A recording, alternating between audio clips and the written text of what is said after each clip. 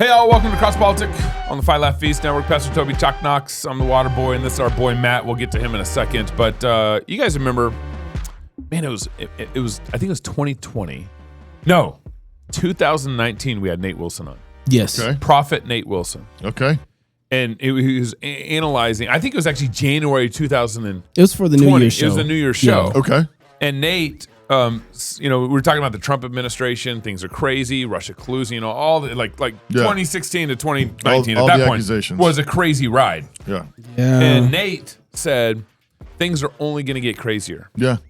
He's like, and this is 2019, and then 2019 election happened, November, and then 2020 happened, January 6th, and then Biden gets elected, and then we come around, and I kind of feel like, and the Biden election was crazy, going after pro-lifers, going after, using FBI lawfare, going after Trump and all that stuff. Yeah. And I'd say this is the first summer where I thought, okay, I feel like some of the craziness has settled a bit. I felt like it. Like this year? Yeah, this year. Oh, okay. And, because, just some good victories. We started seeing some good victories on our side of things. Yeah. And it didn't seem like that bumpy. And then Charlie Kirk died. Yeah. Yeah. And now, the right's all over the place now. Yeah.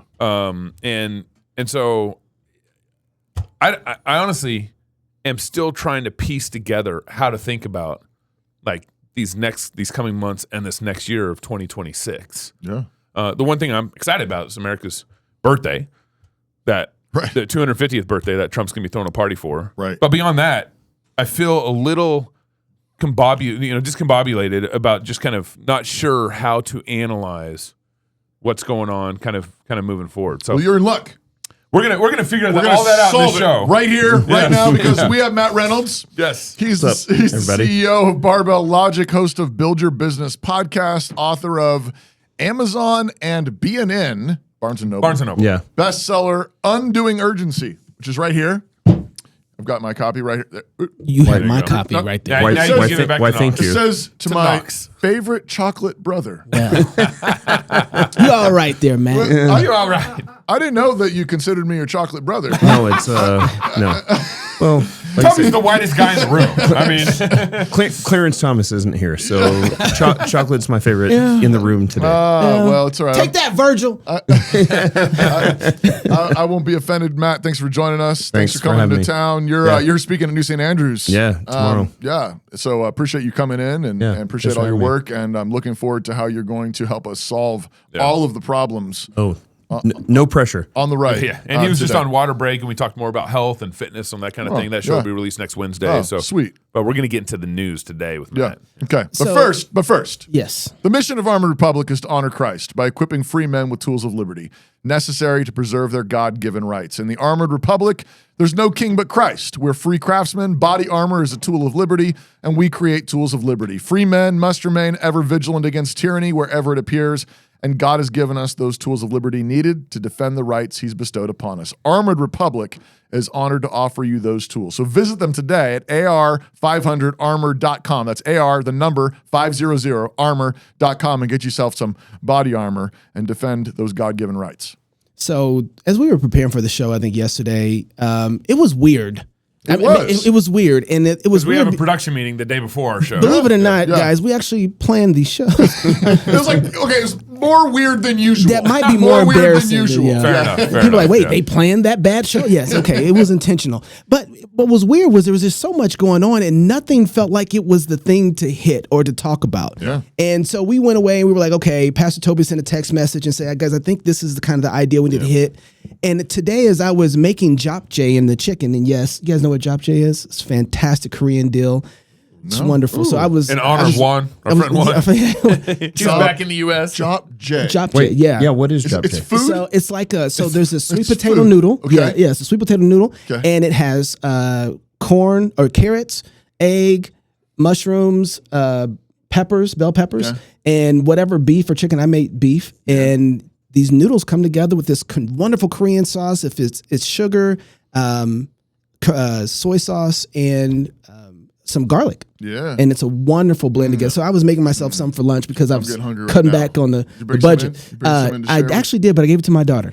So sorry, Pastor. I'll make you guys some. Alex! So, while I was doing this, I always am listening to a podcast. Yeah. And in my stream popped up my Beanie Brother, Tim Pool.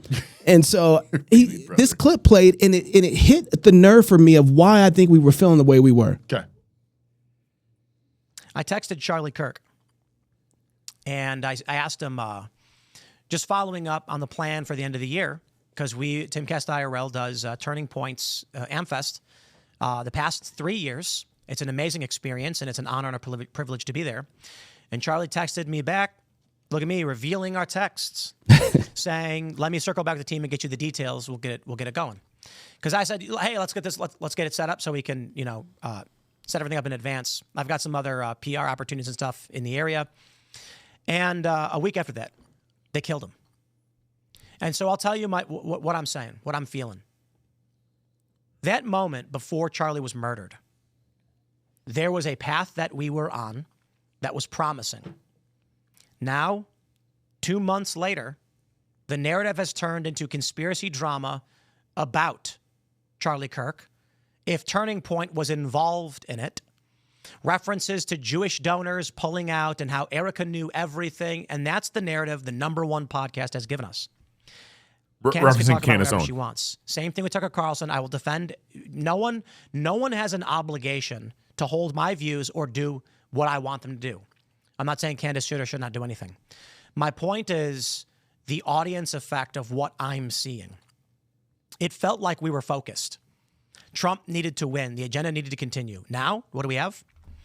Well, half the people are tweeting about the Jews. The other half are tweeting about how Turning Point killed Charlie. The #1 podcast is just basically covering the true crime aspect of an assassination of Charlie, the assassination of Charlie Kirk. And I'm just like, focus is gone. Was Charlie really holding all of this together? Maybe. Seriously. And focus is gone. And it seems like H-1Bs with Trump, Chinese visas. And I'm just sitting here being like, wow, someone took a sledgehammer to the right coalition and splattered it.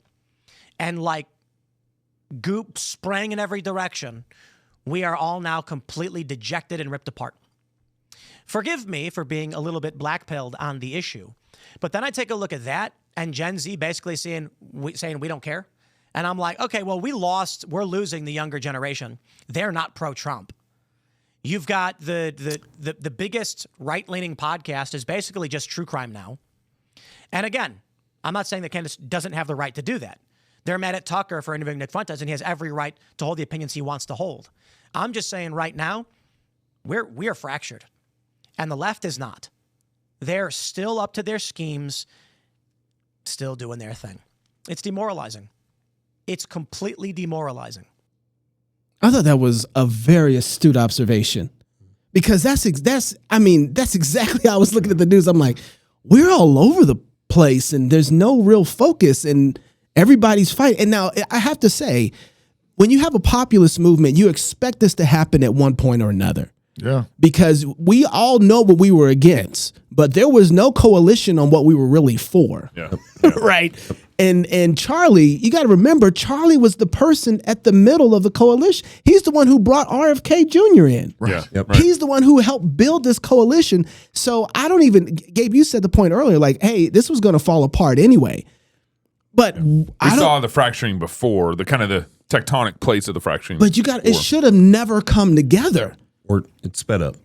Yeah, but It went faster. But I have to believe that the person who held it together, if he started, he sees where everybody sits at and where this thing kind of works together and how it can blend together and work. But when he's gone, the architect it's over.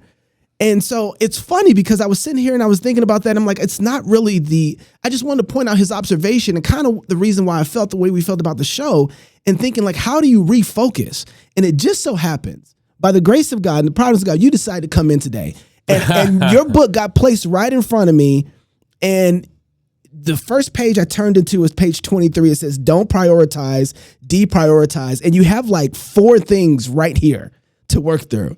And I was like, oh, this is perfect. I'm just going to throw this right in your plate. Thanks. Yeah. Thanks for the pressure. Yeah. Thanks So for the fix it. pressure, dude. Fix this. I mean, you came in here and sat in Vody's shoes, so Yeah. you can fix Dude, this. Right? thanks. You're gonna make me cry on the podcast in the first 2 minutes. Is that what we were crying about? Was it Oh, voting? Yeah. dude, Yeah, yeah. yeah, yeah. I mean, and by the So- way, can I just, and not trying to do this because, but it wasn't just Charlie, like Vody too. Yeah. And I haven't quite gotten over all this. Yeah. Right? No. Like, and so all of it's having an effect on me to the point that it's not, I don't want to just fight about anything. I want to be focused. I want to get to the things we need to be doing. And I want to have some effect with the time that I'm spending. I don't want to just be online tweeting about H-1B visas. Right. Yep. Right? I want to actually have an effect. And I'll get to some of that later, but go ahead. Walk us through. You Thanks want for him that. to walk us through So, those first first 4 off- times? Well, yeah, because For those of you guys who are watching, I was crying like a little girl about 4 minutes you were crying ago. like a man, to be honest. Or a man, yeah, okay. yeah. A big man Yeah. that makes Gabe look small. No, yeah. The jokes. So we went to Greece a few weeks ago with NSA and Doug and Nancy Wilson, and Charlie got killed on the day we left, and we got to England, and I'm gonna cry. I'm just gonna tell you guys. Okay. So Fair enough. So anyway, we got to London, and then we were going from London to Athens, and Ben Merkel texted me, and he's like, "Did you see that Charlie got shot?" And he, if you guys were all following the news as well, Yeah. And so we didn't know, like, is it? Yeah, is we it were is it all- gonna we make were it? all- Is it yeah. okay? Yeah, we were Like, all watching our feeds. yeah, of course. And so we know the outcome of that, and that was while we were in Greece, and then the day we came home, Vody dies. Oh, wow. Yep. And 3 days before that, I'm hanging out with Ben and Doug Wilson and the guys, and we're smoking a pipe and doing the things. And I was like, the one pastor I've never met or hung out with that I would really like to see and hang out with and know and meet is Vody. Yeah. And Ben's like, oh, he's coming next month. Yeah. Like, I'll send you an invite. Come to NSA, hear him talk. It's great. Come hang. And then he dies the day we come home. Right. And then NSA calls me and they're like, we need you to talk on the day that Vody was supposed to. Yeah. You're Replace filling in for The voting. gravity, dude, the gravity is not lost on me. Like the literal and figurative giant shoes that he has left, I cannot fill either. Yes. Not fair, but also honored. Yes. But it's it's not, the gravity is not lost. Like, the world changed while I was in Europe. Yes. And we came home and it was like, I was texting my daughter. I have daughters that are 20 and 15. And I was like, lock the doors, bring the guns to your bedroom, that kind of stuff. Right, right. I was like, look, it's probably fine, but if it's not, it's not. Right. And so, it was, so anyway, just to give some shout out to we left America and when we came home, America was different. Yeah. Charlie cannot be replaced. Right. There is not a replacement for Charlie Kirk. Right. And I think we took it for granted because, the guy was a great dude, loved Jesus, not, I hoped he was moving towards the Reformed side, like what we're in. Yeah. And I think he was moving that direction, but he wasn't, and then to lose one of the greatest Reformed pastors of all time was a massive gut punch. Yeah. Yeah. So we got home and the world was different. Yeah. Okay, now what do we do? Right. And so I certainly do. Thank you. I don't want to be self-aggrandizing about the book. So I wrote a book and Forbes published it. So to be clear, it's a secular book. It's not an overtly Christian book. Canon did not publish this. Yeah. I wish they had. Well, you're about to make my point that I want to make later. Go ahead. That's Forbes published this book. I did not ask them to publish it, but they reached out and they wanted me to write a book. And so, it's done very well. But the reality is like, we look at, coming back to your question, we look at our time. How should we spend our time? Well, 30,000 foot view, we should spend our time to glorify God in everything we do. Yeah. Period. Right? Amen. Now, if we look at the tasks that we do on a daily basis, one of the things I talk about in the book is what we call the Eisenhower matrix. So President Eisenhower, General Eisenhower said, I have two types of problems, important problems and urgent problems. The urgent are never important, and the important are never urgent. And so we can look at this and go, okay, what's going on here? We are drowning in urgency. If you ask my dad in the 80s, you guys dads probably, and same question today that they asked then is like, how's it going? How you doing? Yeah. The answer was good, fine. It's like trite answer. Yeah. If you ask anybody, how's it going today? The answer is busy.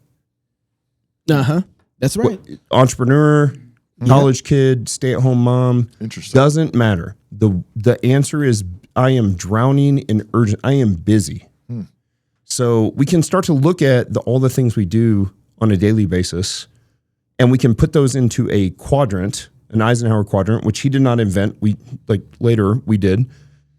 And there are things that are not urgent, not important, which I argue should be totally eliminated. Yeah. This is binge watching Netflix. This is doom scrolling social media. Yes. This is video games. Those things are, I would say, in general, amoral. It could be pornography, which is not amoral. Right. Right. There are things that are, and then quadrant 2 is they are urgent but not important. This is grocery shopping, mowing my lawn. I'm in an HOA. If I don't mow my lawn, I'm going to get a letter and a fine from the HOA. Is it important? Not really. Okay, so it's a thing that I have to, emails, calls are coming in, whatever the thing is. Quadrant 3, things are urgent and important. So for those of us who are workers, entrepreneurs, pastors, like guys that are not going to procrastinate, then we often spend too much of our time in the urgent and important things. And my argument is that we should be super efficient at those things. No distractions, phone on do not disturb, 25, 30 minutes of work, 5 minutes of rest, go again, get it over with. Because here's the most important thing. The most important stuff, quadrant 4, is never urgent. Spiritual disciplines, family time with my wife, time with my kids, health, fitness. When is it urgent to work out? When is it urgent to read my Bible? When's it urgent to pray? When's it urgent to do a daddy-daughter date? It's never urgent, but it's the most important. So what I want to do is I want to get rid of quadrant 1. I want to delegate or automate quadrant 2. I want to be efficient in quadrant 3 so that I can open up as much time as possible in that quadrant 4, the things that are most important but not urgent. So that's really the foundation of the book and what it's about. Man, that's really good. You can search Eisenhower quadrant or matrix online. I just did it while he was talking, and about 100 images popped right up. So it's easy to find. But the best image is in my book. I was going to say, I hired an artist to draw this stuff. So there's actually Eisenhower. He's like pointing at the matrix and doing the thing. Nice. But yeah, it's so pretty where cool. does your book fit in? In what? In the quadrants. I would call it Not important, not urgent. Yeah, no. I mean, I don't know. Yeah. Between 2 and 4. I mean, it depends on the person, right? Yeah. So I'm going to talk about this at NSA. So talking to college students about this is different than talking to entrepreneurs or pastors or, I've done this with my pastor at our church. I mean, we're one of the fastest growing CREC churches in the country. And so what does that look like for us versus what does it look like for a 19-year-old kid who's in college? At a 19-year-old kid at a state school versus a 19-year-old kid at NSA is different. Right. What is not urgent, not important for a kid at NSA? Right. We're in Tweed, smoking pipes, talking about some, crazy theological distinctive that they wrote a paper on Monday. Superlapsarianism. Perfect. Well, you wrote a paper on that 3 days ago. Right. Not important. Like it's the HOA thing. It's the HOA thing. You got to do it. It's Goodwill Hunting. Yeah. It's the guy that's trying to impress Goodwill. He's like, how about them apples? If you remember that scene, he's like, he's just trying to impress people. Right. But there's no importance in it. They're just doing the thing to impress other people for the purpose of impressing other people, not because they're trying. So I think really valid conversations about good doctrine, good theology is obviously super important. And to be clear, I talked about if you're binge watching Netflix, not important, not urgent. Now, Cut it out. But does that mean Netflix is not urgent, not important? I don't know, maybe. But the reality is that my wife and I are always watching a show, 1-2 episodes a week. Sometimes the kids, join us, and we love it, and it's fine. And I would argue that maybe is like important and it's good time together, but 6 hours in a row of that, no. And so I think identifying those things that are not urgent, not important, urgent, not important, urgent and important, where you have to really focus and do your efforts as efficiently as you can so that you can focus on the things that are most important. Can you put regrouping mentally as urgent and important? Because that's what I think right now. I think Pastor, you talked about this before, and I think it stays in the back of my head constantly. It just occupies free space, which is part of what our politicians want. And I don't care if they're conservative or Republican, Democrat, doesn't matter. They want you to be excited about something one way or another. They're all coming over here like that or whatever to get you off your game. Right now, I'm not saying, don't hear me say that immigration isn't important. I think it's very important and it's urgent, right? But there is a point where they want you moving in such a way that you're not building where you're at and they have all of your time occupied working for them. In your attention. Yeah. And so, but is there a point for mentally regrouping and understanding what's going on? That's urgent and important. You should do, that goes in the slot to do first. Sure. And so, and then for me, the next thing, along with the family stuff, because I believe this is extension of the family, is building and creating businesses. I mean, Pastor, part of the conversation you said you want to have was like how hard work wins with this. And so opening this up, all I saw was, it seems to me that the business, regrouping your mind, getting your mind together, and then working in business, getting yourself focused on something is extremely urgent and important right now because you can't hit all these targets. You can't hit all these targets at once. Like you can't hit any of these targets. Like you have to beg somebody else to do stuff for you in one sense. What do you mean by targets? I actually can go into my neighbor and have a conversation with them about political stuff and convince them. I can't go to the president of the United States. Right? I don't have. It's strategic, and I can't do that. Right. But I have effect right next door to me. I have an effect in my family. I have an effect. That's where, so when I get scattered, I'm like, okay, I got to regroup mentally for a second here and figure out where's my most effective time spent. So go ahead. If I map this on, so I want to take this Eisenhower matrix and sort of map it on to the moment. Yes. Is that, yes. That's where you're going, that's right? exactly where I'm going. So like, I mean, I'm just curious. This is the first, I'm not familiar with the Eisenhower matrix. So I'm trying to think through this, but I'm thinking, it seems like most of what's Tim Pool just described. Yeah. This sort of like just chaotic moment where it feels like, we just all of a sudden, there was this momentum and then all of a sudden it's like, all of Israel is scattered. It's like, what happened? And every man to his own tents, O Israel. Kind of moment. But what's going on right now is that in that moment, it's either not urgent and not important. Or it's important but not urgent. Okay. Yep. Does that seem fair? Yeah. We sometimes get caught up in urgent and not important. Yeah. It feels urgent. Right. So the thing comes out and we're like, we have to respond. We have to do the thing. But for very few of us, I'm not saying for nobody, there are people who are positioned in certain places and maybe it is important and urgent. Sure. Because they have the ability to touch the stick. Pretty regularly. It's Erica Kirk. Yeah. Or she could deal with or Pete Hegseth. It's Pete Hegseth or whatever. Like people who are actually in these positions of authority and influence. It's like, okay, changes. You might need to answer something right now. Yeah. Right. You might need to answer that email. You might need to send a text. You might need to post something on X, whatever. Yep. But for most of us, it might be important, but it's not urgent. Because we don't have the ability to touch that thing. Yeah, because it's not our responsibility. Yes. And lots of it's probably not important and not urgent. Right. But because of I think that the feeling probably that Tim Pool expresses really well there of sort of like just like Yeah. and I want to fix this. Yep. Everybody's like, give me my. I'm gonna fix this. X is gonna get a load of me today. Yeah. And I don't think you're helping. Yep. And so I saw a clip from Whitlock. We're going to get to that in a minute. With him and Sage still talking about McAfee, Pat McAfee. Who's this guy? Pat McAfee is a kicker. He was a kicker. You don't know this guy? the kicker for the Colts during Peyton Manning's time when he was there. Okay. But I think 8 years ago, 2017, he started a podcast. Okay. And the podcast grew and it became very popular. And he got a deal, I believe, in 2001 with FanDuel and some other Barstool, maybe so. But I know for sure FanDuel. It's like $121 million deal. Yep. It was massive. Huge podcast. And he goes on. And by the way, so this is 8 years ago. Yep. And I just want to play the clip. He's only got 3.3 million followers. I just want to play the clip of what he decided to do after he got the deal. This is in 2021? At Yes. the okay. And I wanted to give back in a big way.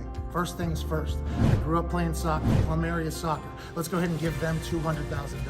I went and played youth football over there for about 3 weeks. It introduced me to the game. I was pretty good. Tone Diggs was my teammate. Look at that photo. Let's go ahead and give them $150,000. Hey, there's a youth lacrosse now in Plumboro. Oh my God, I want them to do well. Let's give them $150,000. Youth wrestling in Plum, let's give them $100,000. Youth basketball in Plum, let's give them $100,000. Youth baseball, I didn't play, but CFO Phil did, and now Lil Phil does. Let's give them $100,000. For the high school and junior high. Little Phil. I think it's only right that we're all Mustangs here. Okay, quick. We'll have a $2 million We're All Mustangs Here fund. So there was this children's hospital directly across the street from Milan Puskar Stadium. So we got to give them $1 million. Peyton Manning has a children's hospital. How about $1 million to the Peyton Manning Children's Hospital? Robert Mathis, OG, the original Gridiron Gang, which is cool. $1 million over there as well. I did a lot of work with Wish for Our Heroes. They were a fucking incredible bunch of people. Let's give them $200,000. Let's give the Coburn Place $150,000 for the brand. My wife and I's foundation. Let's give $250,000 there. So Plum, Pennsylvania is now renamed McAfee, Pennsylvania. Basically. Really? Are you serious? Why not? I mean, might as well. For all intents and purposes. This dude basically goes sponsored on the entire city. Yeah, he goes on to give away $6 million. Wow. Right, $6 million to his whole community for the most part. Everybody had an effect on him. Now he should have tithed $6 more million to the church. That would have been great. You don't know that he didn't. I don't know that he didn't. That's maybe right. He did. Probably not. Maybe the right hand doesn't know what the left I mean, hand that is would doing. have been the most important to mention. But- You're mentioning them. If you think about this, No, for you're not supposed to blow a trumpet. you got He a blew a lot of man trumpets. who started a podcast. Yeah.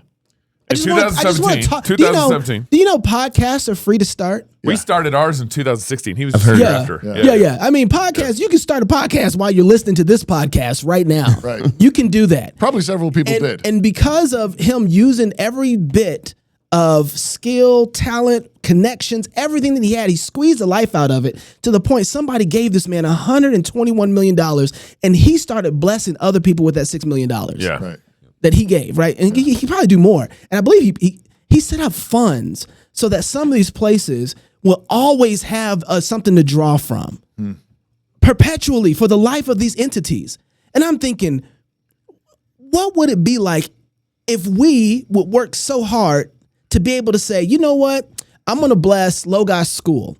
I'm going to bless Classical Conversations. I'm going to bless, and you take this $12 million that you would tithe and you use that and say, I'm going to bless all these entities inside of Christendom. Thinking about all the Christian startups right now that need money that we know of, right? Like all of a sudden, being able to have an impact in that area with your money and your hard work makes you actually have massive impact globally.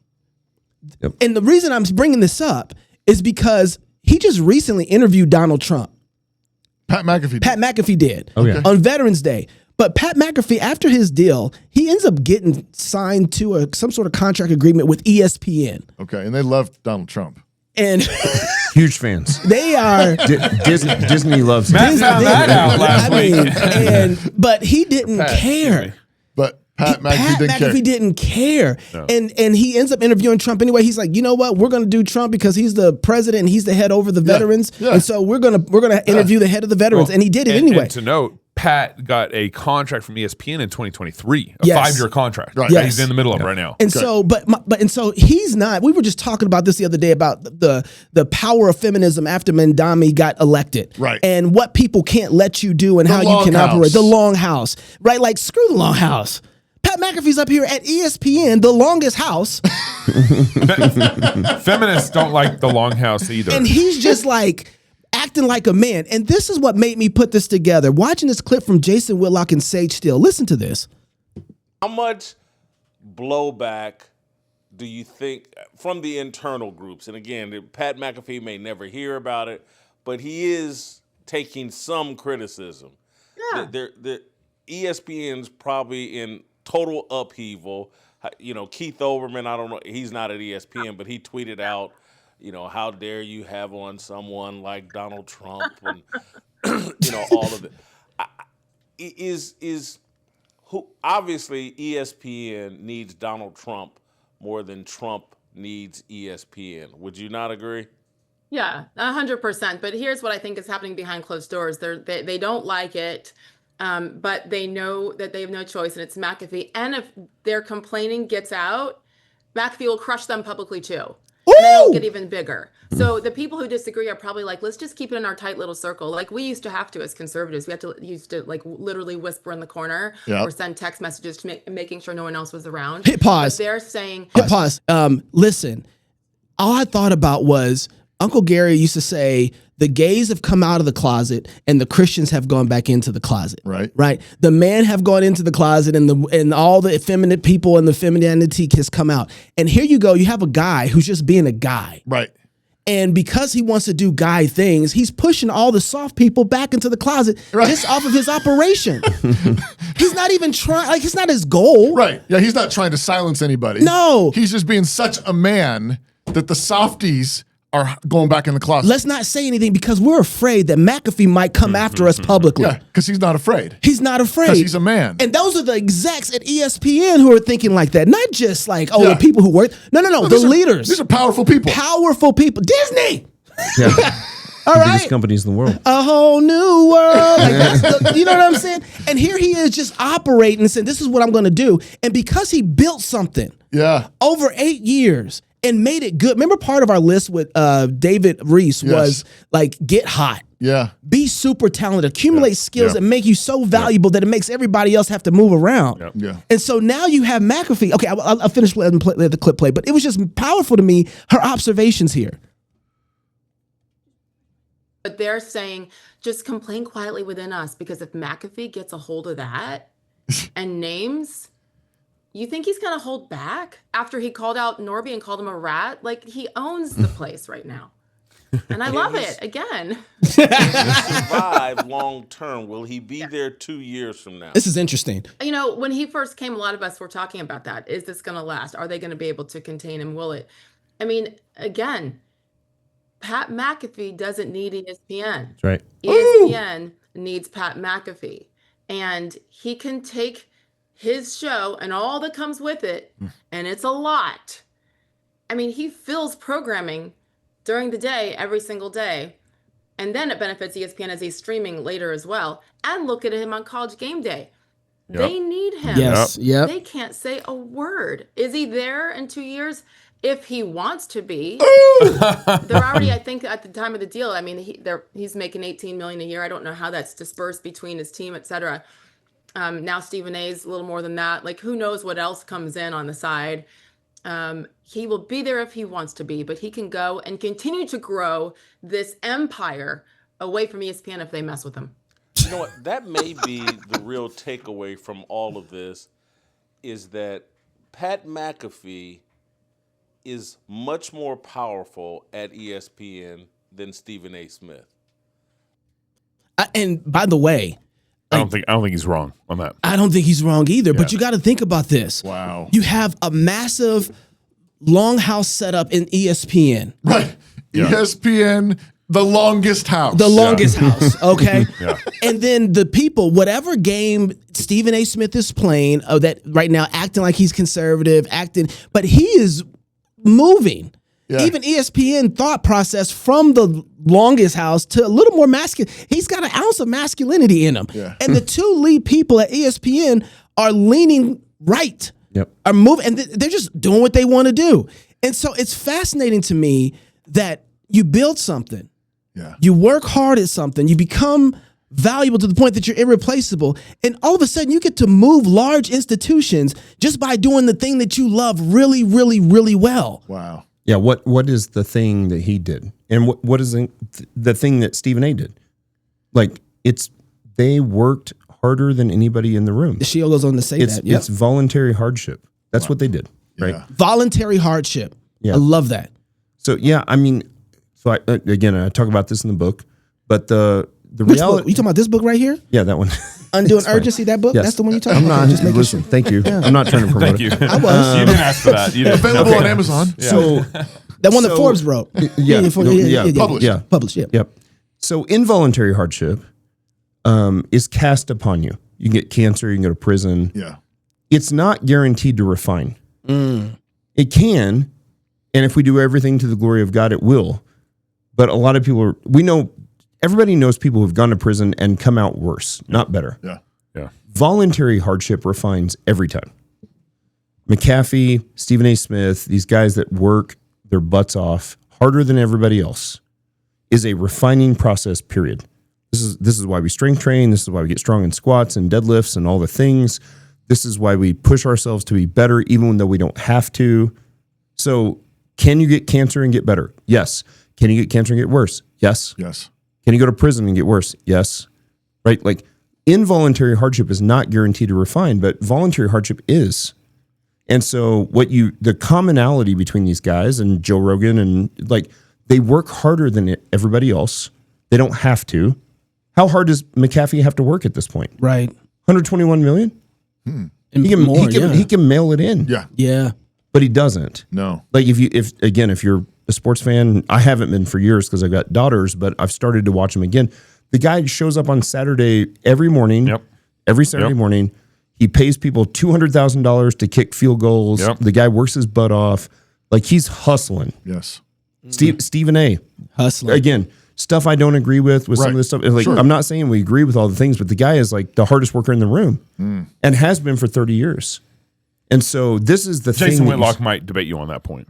Well, that's fine. But Sage argues that he's Yeah. the hardest working person there. When I was there. and look at Sage. Yeah. That's Hard 16 worker. years at ESPN. Yeah. Met her, by the way, in Houston. She's like 6'1". She's real tall. Yeah. And like And you're like, let's sit down and talk. beautiful lady. At the Centurion Lounge, I told my wife, I was like, that's Sage Steele. Yeah. And yeah, but these people, this voluntary hardship, it's also not guaranteed to pay ROI, but it's much higher chance of paying ROI if you do. Yeah. And so you But, look, but it you always look at these- improves you. It always improves you. Yeah, it doesn't matter. Right. So the question is, does it matter if it actually pays? It doesn't matter if you get 121 million or 100,000 or whatever. Okay, that's fun. But did they improve? Yeah. Were they refined by voluntary hardship? Yeah. Yes. So what we do is we pursue voluntary hardship. We do the hard things even though we don't have to. We choose it because it's refining. Right. And if you do that every day, if you choose voluntary hardship, then when you're hit with cancer, your boss fires you, hopefully your wife doesn't leave you, but like whatever the thing is, the cancer crushes you. Yeah. You are better prepared to handle involuntary hardship when you've done voluntary hardship in the past. Right. So if you haven't done that, you've never been refined by it, when involuntary hardship hits you, it crushes you because you've never chosen hard. Yeah. Yeah. That's right. You got to choose hard. That's the point. Yeah. And that's the commonality among these people. Yeah. Pastor, you're teaching a course on some of this work stuff right now, right? Yeah. Yeah. No, I just think the thing that as glorious about what you're saying is that God actually created the world this way. Yep. In the beginning, before there was even sin. Now we have sin on top of everything. We've got death, we've got cancer, we've got evil that we've got to deal with as well. But before any of that was in the world, God created a world in which he intended Adam and Eve to work hard. Yeah. Right. To steward. And they had to do it. It was going to be voluntary hardship. That's right. He creates this cool little garden in the beginning that God cultivated. It already had fruit. It already had food. It was this little sanctuary. Yep. But then God says, now there's a river running out of here. It parts into four. There's gold down this one river, and the gold down there is really good, and there's a bunch of other precious stones. You should go find them. And there's another river, and it goes down to the land of Ethiopia. And there's another river, and it goes down to the land of Assyria. And there's another river. I'm not even going to tell you where it goes. Go have some fun. And it's this treasure map. But Adam's got to figure out how to get down the river. He's got to figure out how to get down there. He doesn't even know what gold is. He's got to find out what the gold is. He's got to dig it up. He's got to suss it out of the river. He's got to refine it. He's got to figure out what it's useful for. It's going to require work. And then he's going to go down the next river and he's going to find out what's down there. But the point is that that's built into the creation itself. Right. That voluntary hardship Right. Has reward. It may not always have a financial ROI. And power. But it's got a reward, Yeah. and I would describe that reward as glory, Yep. and the glory is sometimes includes financial returns, financial security, whatever, but it always includes glory. Yep. There's always the glory of doing the hard work before the Lord, and the glory of having accomplished it. And I do think that's one of the things that I think we've lost. Yeah. We've lost, and I sure. mean, sin makes this harder. There's the fall. Adam and Eve are kicked out of the garden. Now you still got to work. Now you still got to do the hard thing. Yeah, but now, it goes from voluntary to involuntary. Now, yeah. Thorns and thistles now. Yes, and Which death and means dying. which means you might not be refined. Right, Like you had the chance to be Yep. refined by the thing, and now it's thorns and thistles. right. But the mission's still there. Of course. I always like pointing out that when God created Adam and Eve and gives them the dominion mandate, that's the first blessing ever given to human beings. Yep. That's right. It says He blessed them. Yep. And said, "Be fruitful, multiply, fill the earth, and subdue it." Yep. Like that's the first blessing on mankind is you get to work. Yeah. And when you work, God made the world such that it produces for you. It makes you fruitful. You end up with more than you had before, and that was true even after the fall. Even after the fall. Now there's more factors now. Sure. And it's harder and it doesn't have to refine you. And if you're wicked, you're sinful, it'll break you, like you said. But even after the flood, there's still sin in the world. God gave the dominion mandate again. I want you to get back to work, be fruitful, multiply, fill the earth, subdue it, to Noah and to his sons. God made the world such that when you work it, it gives back. Yep. When you work it, you find gold. That gold might be gold. That gold might be a podcast full of gold. That gold might be, a family. Yep. That gold might be some other vocation. But God made the world and He filled it full of treasure. I point out to my students so everything in this little thing that we carry around in our pockets came out of the ground. Yep. Everything came out of the ground. Right.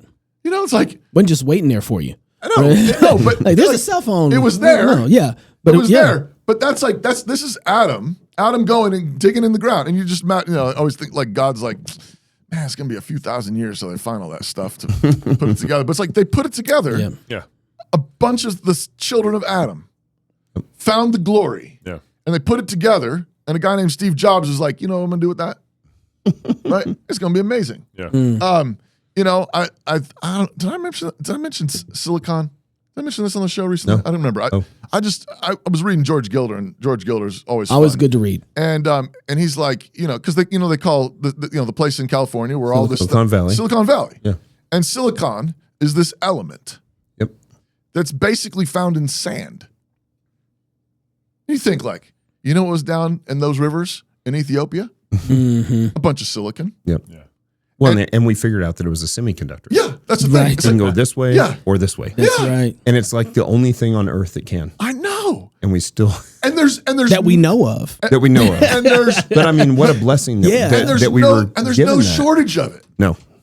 You're never gonna run out. It's like there's so much of it. God's like, I put piles and piles, the whole Sahara.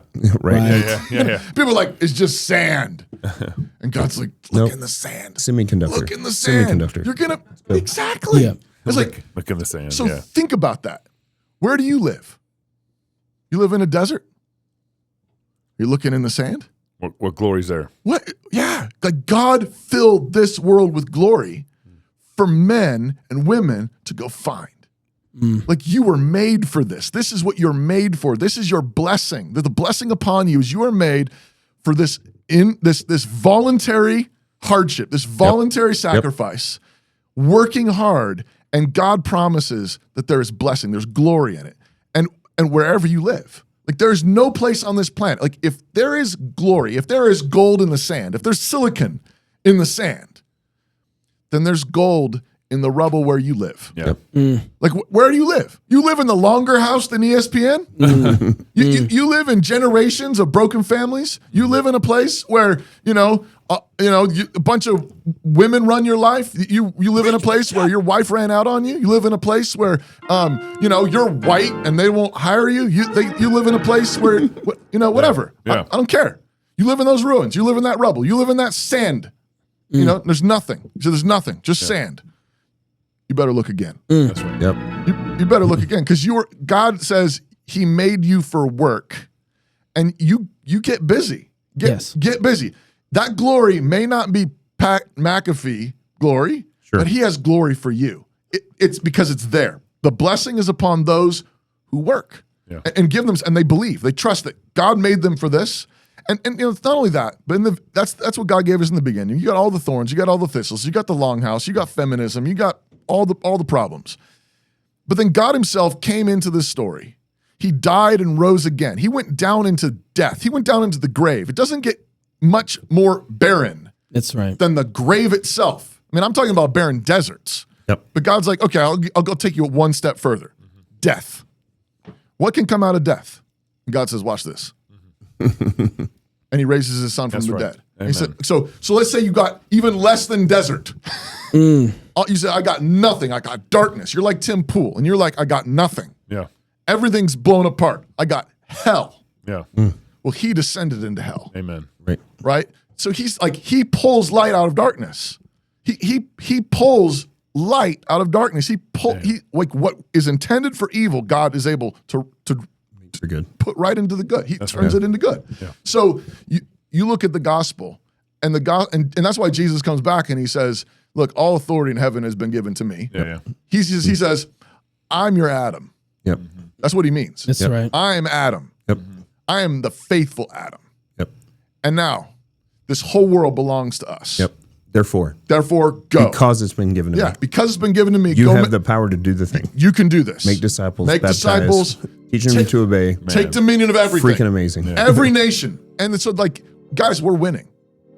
Yep. We are not. Yeah. We're not going to lose down here? No, we're not losing. We're not losing. No, we're not losing at all. No, it's like, I don't know how Christ is going to win. For sure. I don't know how He's going to call the warring tribes of Israel back together. I don't know how. Because you can't replace Charlie Kirk. You can't replace Vody Bakum. Nope. Yeah. But our hope and our trust was never in Charlie Kirk or Vody Bakum. As glorious and as faithful as those faithful men were, our hope has always been in Jesus Christ. Yep. Remember when we were talking to Reese? Was it Tuesday now? Yeah. It's just that close. Feels like a week for me. 2 weeks. And our number one thing was you need to pray and have faith, or pray and become a Christian. Yeah. Pray, be born again. Yeah. And I mean, those really are the most important actions as a Christian, because you have to believe God. You have to trust in God. You have to have faith in God to know that there's gold there. Yeah. To know that God is giving us to take dominion, to know that there's silicone and sand. Yeah. And in some sense, this is, it's a kind of a shame on Christians that we don't think bigger. Yeah. Even about our circumstances either. Right. We don't think bigger that, of God. Of God. Of God. But if you're thinking and trusting and praying and believing in God and His promises, I mean, imagine if you were a disciple there in that moment with Christ. Yeah. And Jesus blesses you and He puts His hands on you and says, take go the disciple. World. Take the world. I mean, I'm like, what do you mean? Right. Running through a brick wall. What do you mean? And then I'm going to die too. House. Right. You want Paul and Peter, Apostle. You're all going to die. All right, we're going to die, and we're going to win. And we're going to win. Like the faith that it takes. What is it in Romans chapter 8? God says, Paul says that the Spirit knows your prayers deeper than you already know what you need to pray for. Right. The Spirit groans deeper than you preach, groan. Yeah. The Spirit is going to, you're going to pray to God, and the Spirit knows how to fill in the gaps. Yep. And it, the whole chapter is glorious. I mean, he goes on, he's like, and that Spirit in us, all creation is groaning. That's right. Because they want us to creation wants us to get busy. Yeah. Find the other glory. Yeah. The best chapter in the Bible. Find Can the I goal. say that? It's all God's word. It's still the best chapter in the Bible. And then he goes on and he says, if He did not spare His own Son, but gave Him up for us all, how will He not with Him give us all things. things. If he is for us, who can be against us? right. He says, oh, they're killing us. Yeah. Oh, they're persecuting us. He says, even in that, we're more than conquerors. That's Like right. even when it looks like we're losing, we're winning. Like that's why I'm like, that's what Paul says. Like when you're being persecuted, we're winning, Yep. right? Well, And it says in that same text, he says that God gave his son up. Yeah. He didn't spare his son. It says Yeah. for you just quoted this. Yes. Who can be against us? Yeah. And then the next sentence says God gave his son up for us. yeah, right. And what's the difference between that promise then at 30 AD, 35 AD, 70 AD, real. Right. and today? Yeah. Nothing. Nothing. It's the same. and- Christ is still on the throne today. And we actually have way more to go on. Yeah. Like of course, they we had, can like, look we got back phones. with Yeah. perfect 2020 vision. we have billions of professing We Christians. have studios. That's right. Yes, You know? that's true. How many Christians were there when this was written? Yeah. Couple hundred? Yeah, Well, we knew 500. Yeah, 100, a couple hundred. said it. Yeah. We've got But, like, billions. but we've got billions. Yeah. And it's like, no. This is Is there a shadow, right now Yes. with the passing of these heroes and the chaos on the right? Yeah, of course. And we're not saying it's just like straight up to heaven. It's not linear. No. No. And we got like so much little faith. Did you want to finish that point? Yeah, but that's what I'm just saying. It's like, zoom out for a second. Yeah. Yep. Like, no, we are in the conquest of the world. And yes, we need to regroup. Yeah. Yeah. We absolutely do. That's right. But we serve the God who has regrouped his people Yeah. hundreds and thousands of times over the last 2,000 years. He's going to do it again. I've said this before on the show. If let's say Apostle Paul was pre-mill, he wasn't. He's post-mill. Where are you going with this? He's post-mill. But I wish Apostle Paul had a blog and a YouTube channel. I mean, He has a few books. It'd be He has a few books. He does. Yeah, he does. He has a few books. But when and Paul is, he's proclaiming all these things, and all these things were more than conquerors, and he says there's neither life nor death, anything that separates from the love of Christ. He's claiming all these things without all the evidence, the physical evidence we have around us. Yeah. And you think when Jesus died, 500 people saw him go to heaven. Right. And, maybe by the time Apostle Paul died there, in the 60s AD, Yeah. maybe 100,000 Christians on earth or what, 30, 40, 50, Yeah. But if Paul came back now, if he was a post-mill then, he's post-mill now because, imagine him walking around Moscow and seeing all these evangelical churches in this town of 20,000 people. Yeah. Or going to Texas and seeing all these churches on every corner of Texas. But he saw this. Yeah. He had better faith than I did. He understood the bigness of God way bigger than we understand the bigness of God. And we got like this glory all around We us. have way more to go on. Way more to Without go the on. hindsight. Yeah. We have the hindsight of 2,000 years, Yeah. so we can look Right. back and go like, look. That's right. Look around. Look around. We've been here before. I mean, I could keep going on. Go this, ahead. but just, Go ahead. I'll. like even like the founding of America. Like read some actual history. Oh yeah. Come on It is now. a miracle. Yeah. Amazing. An absolute miracle. I mean, from the survival of the Pilgrims Yep. to the colonies even coming together. I mean, Yeah. one historian, one American revolutionary historian says basically we were fighting like 4 or 5 different revolutionary wars. It wasn't like actually that pristine. Yeah. It wasn't like all these colonists lined up with all the Brits. The colonies were not that united. Talk about chaos. There was They total had chaos. Socialism. And Yeah, and there were different colonies fighting Yeah. each other, Yep. Yeah. and they would switch sides in the middle of different Yeah. battles and stuff. Where there's like one colony was like, "Now we're fighting with the British now because we hate them rednecks." Yeah. Like whatever. It's like stuff like that, and Yeah. it's like, and God pulled the glory of this country out of that. Now again, hard work, Yep. tons of voluntary hardship, war, sacrifice, laying down your life, loving your wife, raising your kids, pushing through hardships. I mean, but God blesses that That's right. hardship. God Yep. blesses that hard work when you look to Him and you say, "Okay, I'm going to work hard. I trust you. You made the world this way. You raised your son from the dead. I'm going to trust you that you're going to bless this and you're going to make it fruitful Yep. in every way." I think one. Go Sorry. ahead. I'm sorry. No, Well, I you're was the gonna say, like what are we called to do as husbands and fathers? There's just a few things, right? Protect, provide, lead. Which of those does not require voluntary hardship? None of them. You want to protect your family? It's going to be hard. You want to provide? Hard. Lead? The hardest. So everything that we're called to as husbands and fathers, and you could do the same thing for wives and moms and even children, all of the things that we are required to do voluntary hardship. Yeah. That is a thing that is Yeah. I mean, it's a must for us, or we will go stale. Yeah. Like that's the thing. Right. So Yeah. So when I think about everything atrophies. Everything atrophies. yeah, Yes. that's great. That's Yeah. that's exactly right. So thank you because I'm a strength coach. I know. I can speak your language, man. Yeah. I know that. So, yeah. I mean, if you don't work the thing out, Don't if you use it, you lift, lose it. You will atrophy, which is for those of you guys who are listening that don't know that word, that's the opposite of growing muscle, which is hypertrophy. It's shrinking muscle, atrophy. Yes. And so that's what happens. And we have to flex that voluntary hardship to protect, provide, and lead. Can I read something? Go ahead. I just remembered this. As we're thinking, this is something that Nate Spearing sent me. Oh, I love Nate. He's a buddy of mine too. Nate's I love him. Nate's such a good dude. But he read this to me on my porch when he was visiting over the summer, and I said, "You got to send that to me." And I have just forgot about it till just now. This is what he wrote. Someone else wrote it, but he sent it to me. Have you ever wondered what happened to the 56 men who signed the Declaration of Independence? 5 signers were captured by the British as traitors and tortured before they died.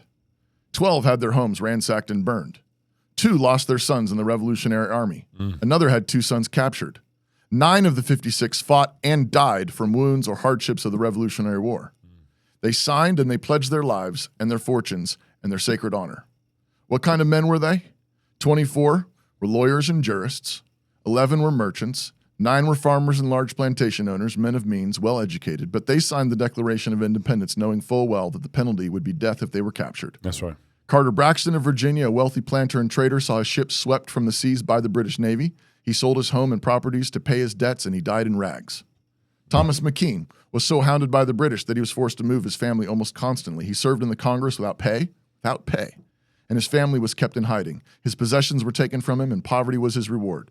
Vandals or soldiers or both looted the properties of Ellery, Clymer, Hall, Walton, Gwinnett, Hayward, Rutledge, and Middleton. At the Battle of Yorktown, Thomas Nelson Jr. noted that the British General Cornwallis had taken over the Nelson home for his headquarters. The owner quietly urged General George Washington to open fire. The home was destroyed and Nelson died bankrupt. Francis Lewis had his home and properties destroyed. The enemy jailed his wife and she died within a few months. John Hart was driven from his wife's bedside as she was dying. Their 13 children fled for their lives. His fields and his gristmill were laid to waste. For more than a year, he lived in forests and caves, returning home to find his wife dead and his children vanished. A few weeks later, he died from exhaustion and a broken heart. Norris and Livingston suffered similar fates. Such were the stories and sacrifices of the American Revolution. These were not wild-eyed, rabble-rousing ruffians. They were soft-spoken men of means and education. They had security, but they valued liberty more. Standing tall, straight, and unwavering, they pledged for the support of this declaration. With firm reliance on the protection of the divine providence, we mutually pledge to each other our lives, our fortunes, and our sacred honor. Wow. So good. But wasn't it Benjamin Franklin who said if we don't hang together, we're going to hang separately? Yeah. Was that I think it was a Benjamin Franklin quote. Yeah. So good. Yeah. But like, what did they had to go on? Very little. So little. So little. So little. And they gave it all. They gave everything. It's like, we were made for this. Yep. Man, we were made for this. There ain't no Longhouse going to stop you. No, So good. We can keep going. It's like we can do another hour on this, but we'll save it for another show. If you're single, get married. If you're married, have you a bunch of kids. If you have kids, go baptize them.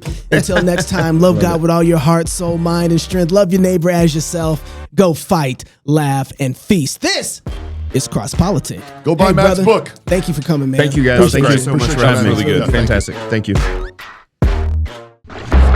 The modern college is designed to create spectators, passive receptacles of worldly indoctrination, cogs in the bureaucratic machine, jellyfish who drift with the current of popular opinion.